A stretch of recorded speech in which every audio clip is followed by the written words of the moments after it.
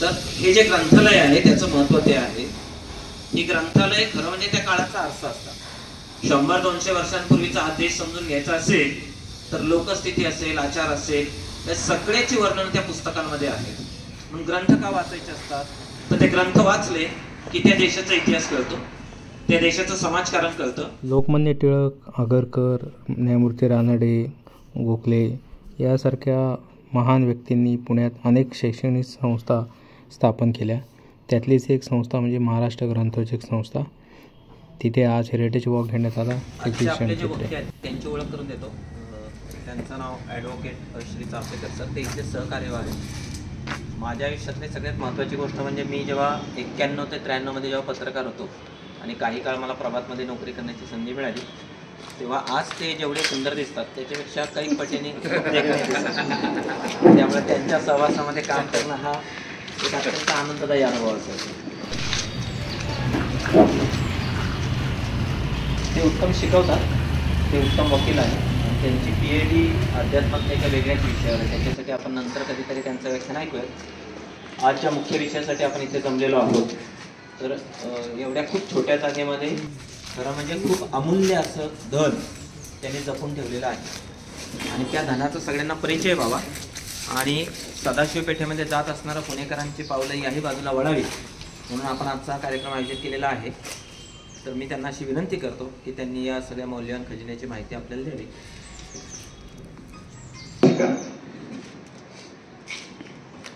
न्यायमूर्ती महादेव गोविंद रानडे यांनी स्थापन केलेली ही संस्था आहे. न्यायमूर्ती रानडेंना 19व्या शतकातले प्रबोधन पुरुष असं म्हटलं जातं. लोकमान्य टिळकांनी रानडे गेल्यानंतर केसरीत जो मृत्यूलेख लिहिला त्यांच्यावर, त्यात त्यांनी म्हटलं आहे, थंड गोळा होऊन पडलेल्या महाराष्ट्राला गदगदा हादरून ज्यांनी जागं केलं ते न्यायमूर्ती रानडे असं वर्णन त्यांनी त्यात केलं होतं. समाजाच्या सर्वांगीण विकासासाठी प्रयत्न करते या त्यांच्या धोरणातून त्यांनी पुण्यामध्ये निरनिराळ्या क्षेत्रात कार्य करणाऱ्या संस्था स्थापन केल्या. वेदविषयक कार्यासाठी वेदशास्त्रोत्तेजक सभा स्थापन केली. वक्तृत्वोत्तेजक सभा ही लोकांमधून सुजाण वक्ते, चांगले वक्ते निर्माण व्हावेत या हेतूने ती संस्था स्थापन केली. त्या संस्थेतर्फे वसंत व्याख्यानमाला दरवर्षी चालवली जाते. प्रार्थना समाज त्यांनी स्थापन केला. प्रत्यक्ष संस्थापकांमध्ये त्यांचं नाव घेतलं जात नाही, पण त्यांचा त्यात सहभाग होता. सार्वजनिक सभा ही सार्वजनिक काकांनी स्थापन केली, पण त्यांच्या बरोबरीने मोठं कार्य, राजकीय कार्य हे सार्वजनिक सभेतर्फे न्यायमूर्तींनी केलं. या सगळ्याबरोबर ग्रंथांना उत्तेजन मिळावं, लोकांमध्ये ग्रंथ वाचनाची आवड व्हावी, ज्ञानाचा प्रसार व्हावा आणि मराठी भाषेला उर्जितावस्था यावी अशा सर्व दृष्टीने त्यांनी महाराष्ट्र ग्रंथोत्तेजक संस्था स्थापन केली. स्थापनेच्या वेळेला डेक्कन व्हर्नाक्युलर ट्रान्सलेशन सोसायटी असं संस्थेचं नाव होतं. त्याच्यामागे हे इंग्लिश नाव कसं काय, तर थोडीशी हकीकत त्याची अशी की या नावाची संस्था मुंबईमध्ये डिफंक्ट होऊन पडलेली होती आणि त्या संस्थेचे 4,000 रुपये सरकारकडे पडून होते. राजांनी विचार केला की त्याच नावाने आपण पुण्यात संस्था स्थापन केली तर ते 4,000 रुपये संस्थेला मिळू शकतील आणि त्याप्रमाणे त्या नावाने संस्था स्थापन करून ती मूळ संस्था या संस्थेमध्ये विलीन केली.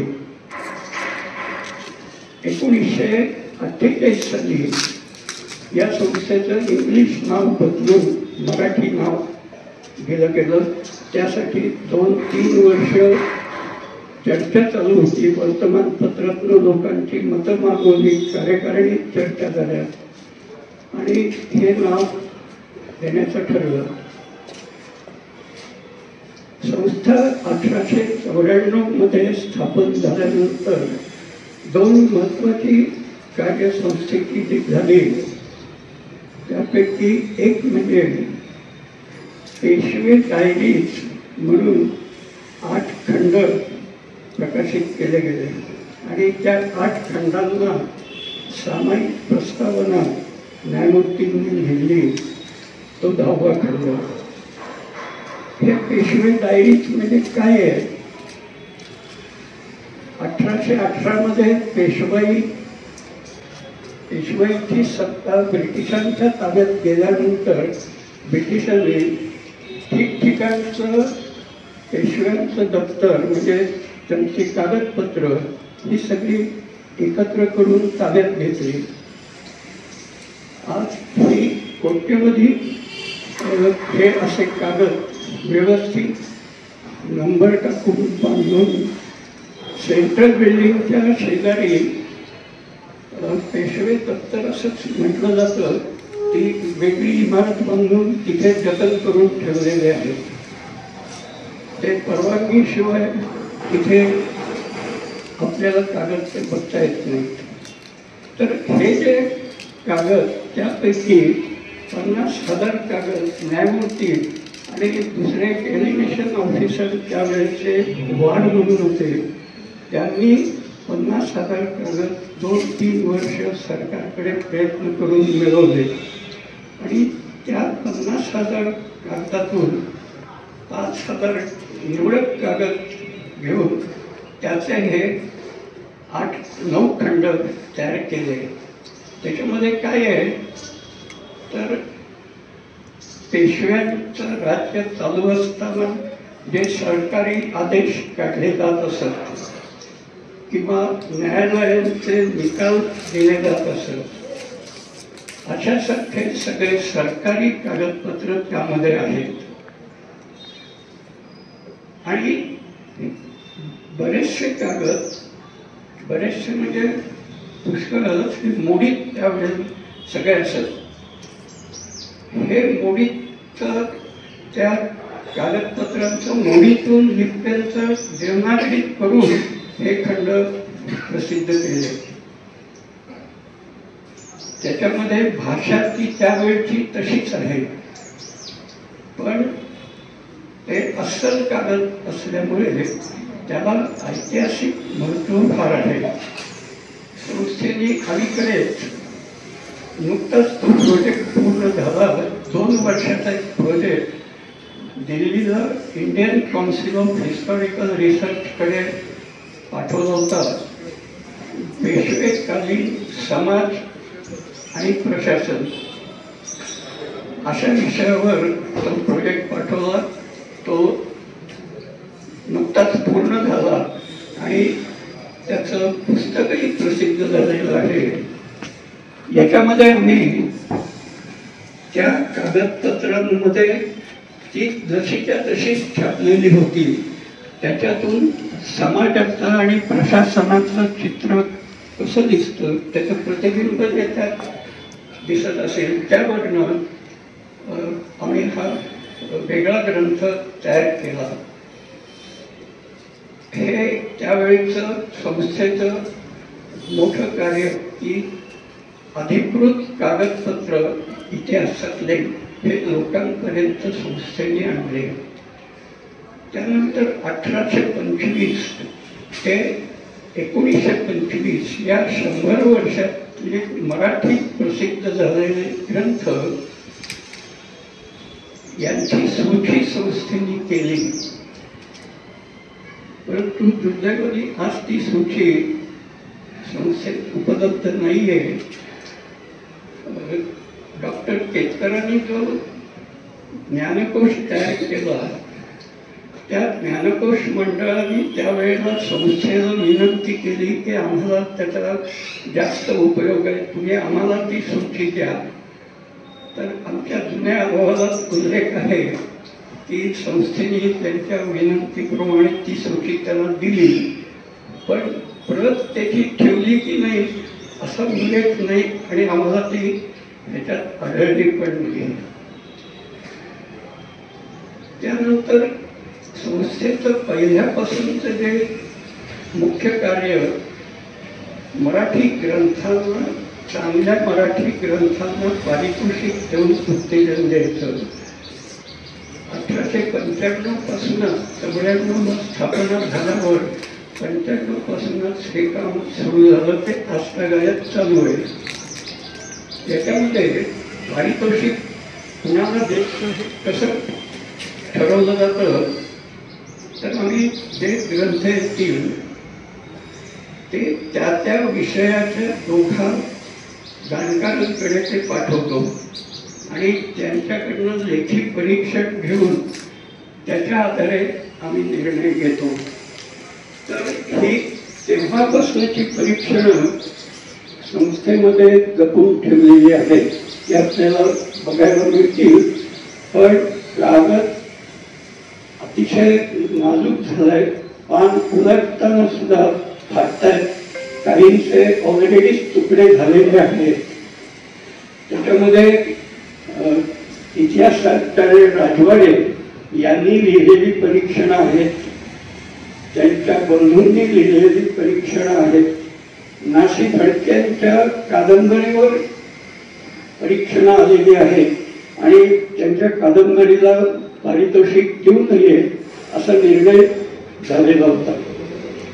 दत्तवामन पोद्दारांचं जे प्रसिद्ध पुस्तक मराठी गद्याचा इंग्रजी अवतार, त्या पुस्तकावरचंही परीक्षण इथे आहे. या परीक्षणाला मराठी साहित्याच्या दृष्टीने अतिशय महत्व आहे. विचार कसे बदलत गेले, भाषा कशी बदलत गेली हे आपल्याला त्याच्यावरून समजू शकतं.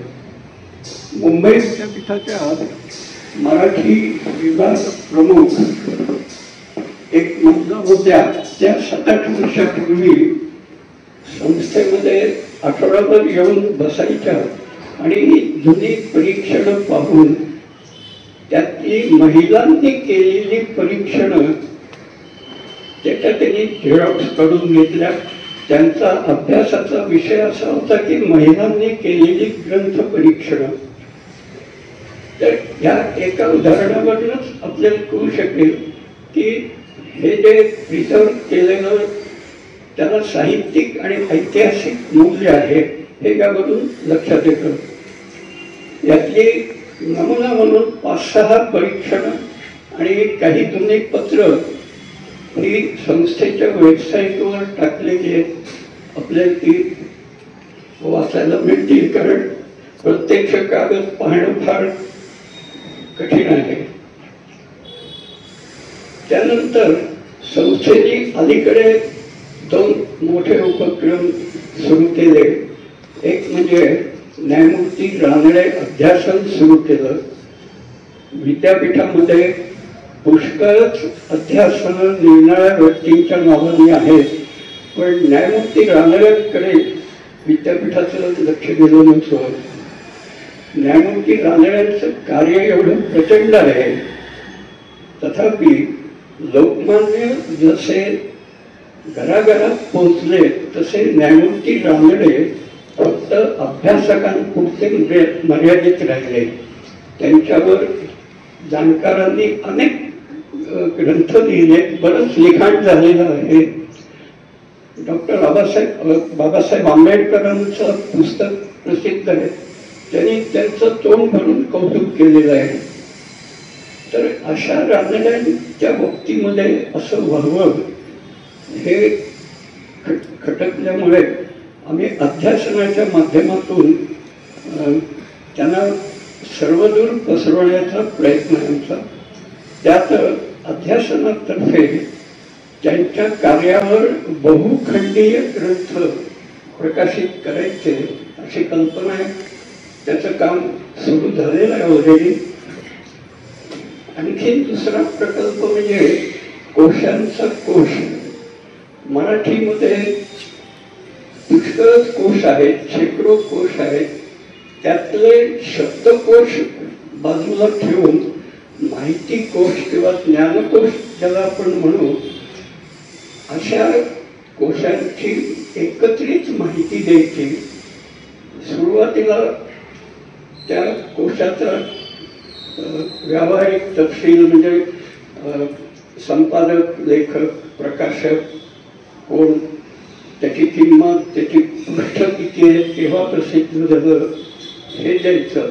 आणि नंतर अंतरंगामध्ये त्या कोशात काय आहे, त्या कोशाचं स्वरूप काय आहे हे थोडक्यात द्यायचं. थोडक्यात म्हणजे त्या कोशाच्या व्हॉल्यूमनुसार हे कमी जास्त होतं. काही कोशांची माहिती 3-4 पानं आहे, काही कोशांची माहिती एका पॅरेग्राफमध्ये आहे. तर असा हा एक प्रकल्प आहे. याशिवाय संस्थेकडे जुने ग्रंथ आहेत. 19व्या शतकामध्ये ब्रिटिश सत्ता त्यांनी ताब्यात त्यांच्या आल्यावर काही ज्या महत्वाच्या गोष्टी केल्या, त्याच्यामध्ये मोल्सवर्थ म्हणून एक भाषातज्ञ होता, मराठी भाषेचा तज्ञ. त्यांनी मराठी इंग्रजी शब्दकोश तयार केला. तो आपल्याला दाखवायला ठेवलेला आहे. एवढ्या जाडीचा कोश आहे. त्याचं अर्धवट राहिलेलं काम पुढे कॅन्डी म्हणून दुसरा तज्ञ होता, त्यांनी पूर्ण केलं. त्यामुळे ती कॅन्डीची डिक्शनरी असं या नावानेच ती प्रसिद्ध आहे. ती डिक्शनरी पण आहे. आणि याशिवाय घाशीराम कोतवाल हे नाटकामुळे सर्वांना परिचित असं व्यक्तिमत्व आहे. पुण्यामध्ये एक वाडा 1790 सालचं त्याचं खरेदी खत आहे. त्या खरेदी खतावर घाशीराम कोतवालची मोहोर आहे. तो दस्त आपल्याकडे आहे. तर असे काही जुने कागदही आपल्याला बघायला मिळतील.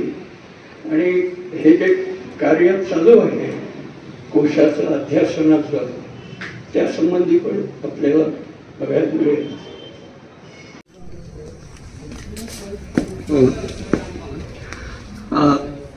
यांनी एक महत्वाचा प्रश्न विचारला, ते सांगायचं राहिलं होतं. थोरले बाजीराव पेशवे यांनी चातुर्मास दक्षिणा ही प्रथा सुरू केली. दरवर्षी चातुर्मासामध्ये विद्वान ब्राह्मणांना दक्षिणा द्यायची. आणि तसं सामान्य लोकही यायचे, त्यांनाही दक्षिणा देत असत. आणि त्या लोकांना असं मोठ्या पातेल्यात नाणी ठेवलेली आणि ओगऱ्यालयाने त्यांना देत असत दक्षिणा. पण यातलं वैशिष्ट्य असं की जे विद्वान भारतभरातून येत असत त्यांची विद्वत्तेची परीक्षा शनिवार वाड्यात घेतली जात असे. ते परीक्षा घेणाऱ्यांमध्ये न्यायमूर्ती रामशास्त्री प्रभुणे, हे नाव सर्वांना माहिती आहे, हे त्याच्यामध्ये होते परीक्षा मंडळामध्ये. आणि परीक्षा झाल्यावर त्या विद्वानाच्या प्रतीनुसार त्यांना दक्षिणा दिली जात असे. ही दक्षिणेची प्रथा भारतभर एवढी त्यावेळेला गाजली की देशात अनेक ठिकाणी वेद पाठशाळा होत्या. या पाठशाळांमध्ये आपला विद्यार्थी चांगला तयार करायचा म्हणजे त्याला शनिवार वाड्यात दक्षिणा मिळेल. आणि देशभर अशा दक्षिणा मिळून त्यांचं एक प्रमाणपत्र म्हणून असं मिळालेल्या विद्वानांना देशात मान असायचा. त्यामुळे असा मान आपल्या विद्यार्थ्याला मिळावा यासाठी तिथले गुरु चांगले विद्यार्थी तयार करायचा प्रयत्न करत होते. अशी दक्षिणा चातुर्मासातल्या दक्षिणेची कथा आहे. पेशवाईनंतर ब्रिटिशांनी अतिशय हुशार अधिकारी होते त्यावेळेस जे आले ते एल्फिन्स्टन वगैरे यांच्यासारखे, त्यांनी एकंदर पाहिलं की ह्याला फार महत्त्व आहे लोकांमध्ये. त्यांनी ती प्रथा जशीच्या तशी चालू न ठेवता काही वर्षांनी दक्षिणा प्राईज कमिटी म्हणून स्थापन केली आणि ब्राह्मणांना किंवा विद्वानांना नुसती दक्षिणा न देता त्यांच्या पुस्तकांना ते पुस्तक प्रसिद्ध करण्यासाठी अनुदान देणं किंवा प्राईज देणं असं काम त्या दक्षिणा प्राईज कमिटीतर्फे सुरू झालं. डेक्कन कॉलेज ही संस्था आणि आणखीन अशा 2-3 संस्था यांना सुरुवातीला या दक्षिणा खंडातून रकमा मिळालेल्या आहेत. तर अशी ही चातुर्मासातल्या दक्षिणा प्रथेची माहिती आहे. उत्तेजक शब्द हा आता बदनाम झालेला आहे. तो न्यायमूर्ती रानडेंच्या अनेक संस्थांमध्ये उत्तेजक शब्द आलेला आहे. त्याबद्दल तुमची भूमिका काय? रानडेंना उत्तेजक शब्द त्यांची भूमिका काय होती न्यायमूर्ती रानडेंची? आज बदनाम म्हणजे कोणत्या दृष्टीने म्हणताय? उत्तेजक पेय. उत्तेजक पेय. त्यावेळेला दारू हा सर्वत्र प्रकार होता. पेशवाई काळामध्ये दारूबंदी होती आणि त्यात विशेषतः ब्राह्मणांनी दारू प्यायली तर त्यांना जास्त शिक्षा असेल हे त्यावेळेला होतं. पण त्यासाठी उत्तेजक असा शब्द रानड्यांच्या वेळेपर्यंत प्रकारात न आल्यामुळे उत्तेजन देणं यातून उत्तेजक असं त्यांच्या सगळ्या संस्थांमध्ये तो शब्द आला. या संस्थेत ही नावाची सुरुवात त्यांच्यानंतर 50 वर्षांनी झाली. पण एकंदर बाकीच्या संस्थांच्या नावाचं स्वरूप पाहून या संस्थेने ते नाव ठेवलं असावं. हा, त्याला रमणा म्हणायचं असं नाही. त्या परिसर रमणा म्हणून होता, तिथेही दक्षिणा दिली जायची. ती पर्वतीच्या पायथ्याशी आता सध्या आहे की नाही माहीत नाही, पण आम्ही शाळेत असताना मोडकी तोडकी भिंत तिथे पाहिलेली आहे. तो रमणा म्हणून भाग होता आणि रमणबागेचं काहींचं म्हणणं रमणबागेच्या इथेही पुढे नंतर आणखीन वाढवलं आणि त्यातूनच रमणबाग हे नाव पडलं असावं शाळेला. तर तोही भाग या रमणामध्ये येत होता. ज्यावेळी आग लागली त्यावेळी ते खरं आहे का? म्हणजे इंग्रजांनी बरीचशी नष्ट केली असं त्यावेळेस समज आहे. हो, त्यावेळेला शनिवारवाड्यात आग लागली होती आणि त्यात काही जळून गेले. हो, ते 7-8 वर्षापूर्वी ते काम सुरू झालं होतं. हे MKCL म्हणजे महाराष्ट्र नॉलेज कॉर्पोरेशन आणि बंगलोरला centre for internet and society अशी संस्था आहे. त्या दोघांनी मिळून डिजिटायझेशनचं काम संस्थेमध्ये 1.5-2 वर्ष केलं. त्यांनी 2,500 पुस्तकं डिजिटाईज केली आणि त्यानंतर त्यांच्या काय दुसरी कल्पना डोक्यात आली ते दुसरीकडे घेऊन गेले. ती यंत्रणा पवनारला आम्ही नेतोय असं त्यांनी सांगितलं. त्यानंतर पुन्हा त्यांच्याकडनं काही आलं नाही. दुसरीकडनं आम्ही 500-600 पुस्तकं नुसतं लोकांनी वाचावं पुस्तक एवढीच कल्पना नाही आहे. पुस्तक वाचून त्याचं परीक्षण करून पाठवायचं. ज्यांना परीक्षण लिहिता येणार नाही असं काहींनी सांगितलं, व आम्ही कधी लिहिलं नाही, त्यांनी पुस्तकात काय महत्त्वाचं आहे त्याच्या नोट्स काढून दिल्या, मुद्दे काढून दिले, तरी दोन्हीला वेगवेगळी पारितोषिकं वर्षाच्या शेवटी दिली जातील असा हा एक उपक्रम आहे. आणि त्यासाठी ही जी डुप्लिकेट प्रती होत्या त्या आम्ही घरी वाचायला द्यायला म्हणून वेगळ्या काढून ठेवल्या. त्याच वाचल्या पाहिजेत असंही नाही आहे. तुम्ही बाहेर कोणतंही पुस्तक वाचा तुमच्या आवडीच्या विषयातलं, त्याच्यावर लिखाण करून द्या. पूर्वी या वास्तूमध्ये मातृस्मृती वाचनालय होतं, ते बंद का, म्हणजे कशामुळे हे केलं का, परत सुरू करण्याचा विचार आहे काय? नाही, परत सुरू करण्याचा त्यांचा विचार नाही आहे. ते या वाड्याचे जे मालक आहेत त्यांनी सुरू केलं होतं.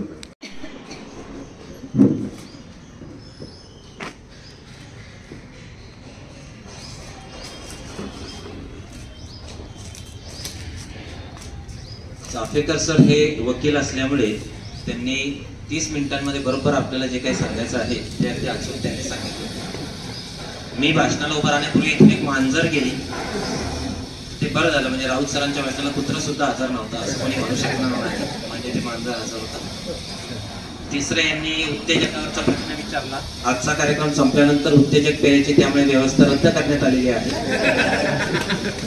चौथी महत्वाची गोष्ट म्हणजे ज्या एल्फिन्स्टनचा उच्चार इथे झाला, तर मराठ्यांच्या विरुद्ध किंवा एल्फिन्स्टन भारतभरामध्ये कुठे युद्ध करत असला की संध्याकाळी युद्ध संपलं की रात्री तो दिवे लावायचा आणि वाचत बसायचा. तर मराठ्यांच्या विरुद्धची लढाई झाल्यानंतर तो असाच वाचत बसला. तर त्याच्या हाताखालच्या माणसाने त्याला विचारलं की साहेब काय करता तुम्ही हे? आणि एल्फिन्स्टन कुठेही स्वारीवर निघाले की 2-3 उंटांच्या मागे पेट्या लावलेल्या असायच्या, ते उंट पेटे ओढत असायचे. तर तो म्हणाला ही सगळी पुस्तक आहेत, ही वाचायची असतात, ही आपण ज्यांच्यावर राज्य करणार आहोत त्यांना नंतरही द्यायची, तेही वाचतील, ते शिकतील आणि मग ते आपल्याला असं सांगतील की आता तुम्ही हा देश सोडून चालते व्हा. हे 1817चे उद्गार आहेत बरं का. आणि 1832ला लोकहितवादी असं म्हणतात आम्हाला आमचं पार्लमेंट द्या. 1817 ते 1832 20 वर्षाच्या आत. आता तुम्हाला कळलं असेल की इंग्रजी भाषेला वाघिणीचं दूध का म्हणतात. वाघिणीचं दूध पिलेला माणूस गुरगुर केल्याशिवाय राहत नाही. लगेचच कळतं बघा, देशी भाषा बोलणारा आणि इंग्रजी बोलणारा. तर हे जे ग्रंथालय आहे त्याचं महत्व ते आहे. ही ग्रंथालय खरं म्हणजे त्या काळाचा आरसा असतात. 100-200 वर्षांपूर्वीचा हा देश समजून घ्यायचा असेल तर लोकस्थिती असेल, आचार असेल, या सगळ्याची वर्णन त्या पुस्तकांमध्ये आहेत. म्हणून ग्रंथ का वाचायचे असतात? तर ते ग्रंथ वाचले की त्या देशाचा इतिहास कळतो, त्या देशाचं समाजकारण कळतं. मागच्या न्यायमूर्ती रानडेंनी एका भाषणामध्ये असं म्हटलं होतं की त्या पेशव्यांच्या डायऱ्या ज्या राव बहादूर वाडांनी संपादित केलेल्या, त्याच्यातून राजकारण कळतं. त्या राजकारणाच्या पलीकडे जाणार म्हणजे आजच्या काळामध्ये ज्याला सबल्टन स्टडीज असं म्हणतात, तर न्यायमूर्ती रानडेंनी 100-125 वर्षांपूर्वी पहिल्यांदा अशी मागणी केली होती की त्या पलीकडे जाऊन लोकजीवन आम्हाला त्याच्यातलं कळलं पाहिजे. खरं म्हणजे आजच्या सबल्टनची मुळं जी आहेत ती आपल्याला न्यायमूर्ती रानडेंच्या त्या सगळ्या कृतीमध्ये दिसतात. रानडेंच्या घरची परिस्थिती खूप श्रीमंतांची होती. तर लहानपणी शाळेत जाताना त्यांच्या अंगावर दागिने घालायचे. तर रानडे शाळेत जाताना एवढा जब्बा घालायचे. मग आई घरी आल्यावर विचारायची एवढे जब्बे असं का घालतो? तर ते म्हणाले की ते दागिने लोकांना दिसता कामा नयेत. तर ते म्हणाले दागिने तर दाखवायला घातलेत ना तुझ्या अंगावर. तो म्हणाला आपल्या अंगातल्या गोष्टी लोकांना दिसल्या पाहिजेत, ज्ञान दिसलं पाहिजे, शहाणपण दिसलं पाहिजे, दागिने दिसता कामा नयेत. त्यामुळे रानडेंचं ते सगळ्यात मोठेपण आहे. दुसरं रानडेंचं मोठेपण असं आहे की मराठ्यांच्या राज्याचं मर्म कळणारे सगळ्यात पहिले गृहस्थ म्हणजे रानडे. आणि त्याला कारणीभूत झाला ग्रँड डफ. डफने मराठ्यांचा इतिहास लिहिला आणि डफने असं लिहिलंय की स्वराज्य छत्रपती शिवाजी महाराजांचे राजवट म्हणजे हा जणू काही सह्याद्रीतला वनवा आहे, अकस्मात पेटला आणि अकस्मात विझून गेला. तर न्यायमूर्ती रानडेंनी the rise of the Maratha power या ग्रंथामध्ये असं सिद्ध केलेलं आहे की हा अकस्मात पेटलेला वनवा नव्हता, तर इतिहासाकडे बघण्याचा एक शास्त्रशुद्ध दृष्टिकोन जो न्यायमूर्ती रानडेंनी आपल्याला दिला त्यांच्या ग्रंथातून, त्यांच्या ग्रंथाला मागे टाकू शकेल असा ग्रंथ अजून तयार व्हायचा आहे. याच्यातच रानडेंच्या त्या ग्रंथाचं खरं महत्व आपल्या लक्षात येऊ शकेल. रानडे किती मोठे होते तर डॉक्टर बाबासाहेब आंबेडकरांनी गांधीजी, जिना आणि रानडेंवरती जे व्याख्यान दिलंय त्याच्यामध्ये त्यांनी असं म्हटलेलं आहे की प्रसंगी त्यांनी रानडेंना जास्त उजवं माप दिलेलं आहे की लोकांना समजून घेतलं पाहिजे आपल्या विरोधकांची मतं काय आहेत ते समजून घेतलं पाहिजे. त्यामुळे इंग्रजांच्या नोकरीमध्ये राहत असताना सुद्धा 1885 ला स्थापन झालेल्या काँग्रेसच्या बरोबरीनं सामाजिक परिषदांची अधिवेशनं घेतली पाहिजेत आणि ती काँग्रेसच्या बरोबरीनं भरवली पाहिजेत, असा विचार फक्त रानडेंना सुचू शकतो. म्हणून तर टिळकांच्या अग्रलेखाचं नाव आहे सर्वज्ञ स माधवा. म्हणजे तो जो माधव आहे तर तो माधव कसा आहे तर तो सर्वांना व्यापून उरणारा आहे. त्यामुळे न्यायमूर्ती रानडेंनी या महाराष्ट्राला सगळ्यात महत्वाची देणगी काय दिली, तर त्यांनी जर काही देणगी दिली असेल तर ती देणगी दिली विचार केला पाहिजे, आपला इतिहास आपण लिहिला पाहिजे आणि आपल्याला उच्चाराचं स्वातंत्र्य असलं पाहिजे, विचारांचं स्वातंत्र्य असलं पाहिजे. याची मांडणी आपल्या साहित्यातून ब्रिटिशांच्या काळामध्ये जर कोणी पहिल्यांदा केली असेल तर ती न्यायमूर्ती रानडेंनी केली. म्हणून इतिहासाचं स्मरण का करायचं, मोठमोठ्या लोकांचं स्मरण का करायचं, तर ते मोठ्या लोकांचं स्मरण अशासाठी करायचं असतं की we learn from history that we do not learn from history. आपण इतिहासापासून अनेकदा हे शिकत असतो की आपण इतिहासापासून काही शिकत नाही.